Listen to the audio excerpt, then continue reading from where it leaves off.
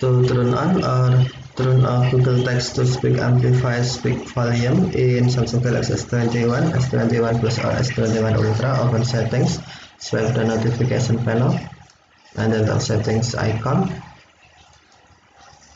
Scroll down settings screen, find general management, and then tap general management. Select text-to-speech output,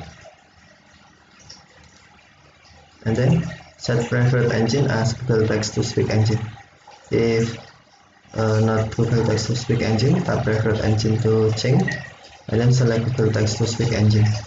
Tap button, and then select tap settings icon, preferred engine icon, settings icon, and then to turn on amplify speak volume, tap amplify speak volume, switch until blue, or to turn off, tap switch until gray.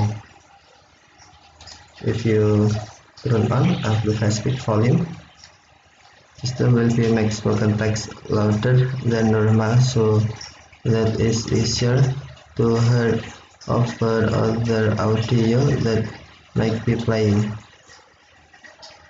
Okay, thank you for watching. Have a nice day.